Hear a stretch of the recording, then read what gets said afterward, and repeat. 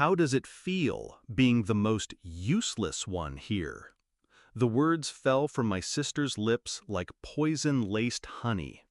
Around the table, laughter crackled.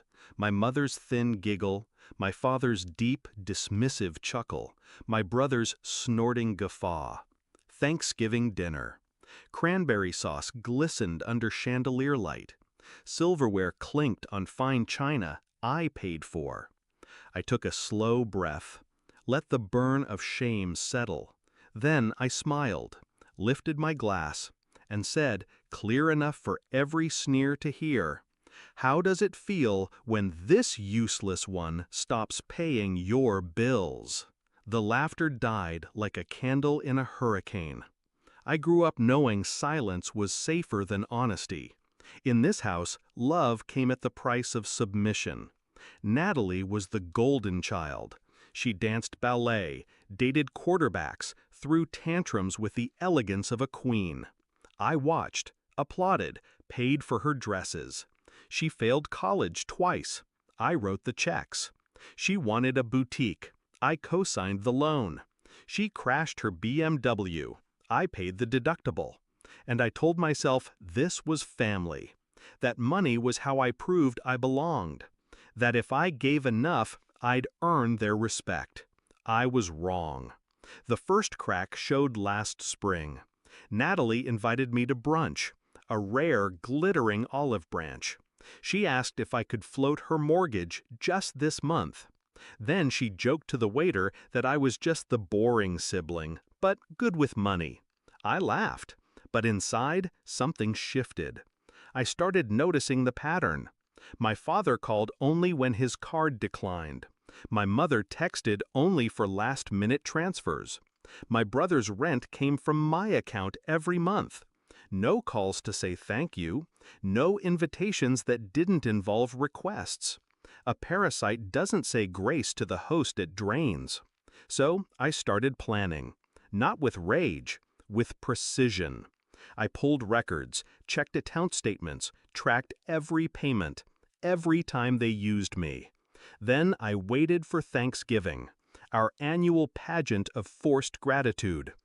Dinner was perfect on the surface, turkey golden, wine flowing, everyone dressed like we were auditioning for a magazine spread.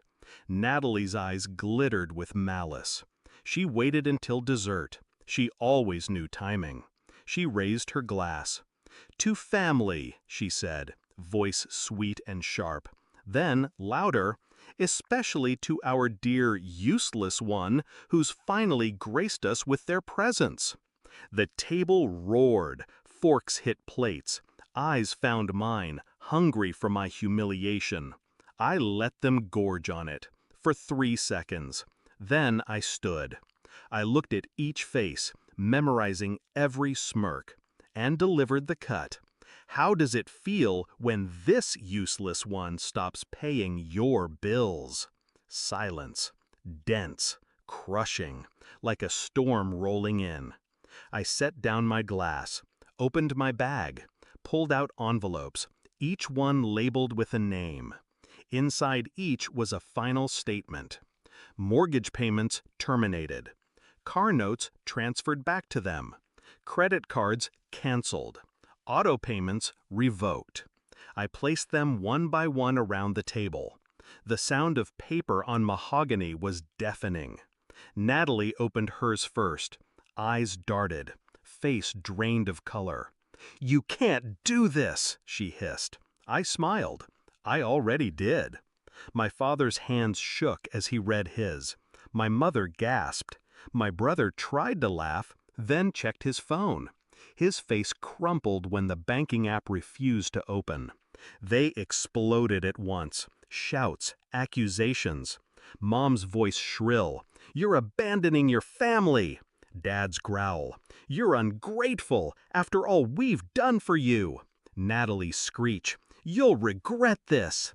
I let them rage, watched like a scientist observing insects. Then I said softly, "Family doesn't mock. Family doesn't leech. Family doesn't break someone just because they can." They went silent, The first true silence I'd ever heard in that house. I picked up my coat, stepped toward the door, paused. "I won't pay to be humiliated anymore," I said. "Happy Thanksgiving." I left them sitting with their cold turkey and cold hearts. Outside, the air was crisp. My breath fogged in the porch light. For the first time, it felt like mine. My phone buzzed. Natalie's name. I declined. I kept walking. The night was quiet. Beautiful. People think revenge is loud, explosive, dramatic. But real revenge is silence. It's a simple, calm decision that you will no longer finance your own abuse. It's the strength to walk away knowing they'll feel your absence more than they ever appreciated your presence. I don't regret it. Not one step, not one canceled check. Because I wasn't the useless one. I was the only one holding them together. And without me, they'd finally see exactly how valuable the useless one truly was.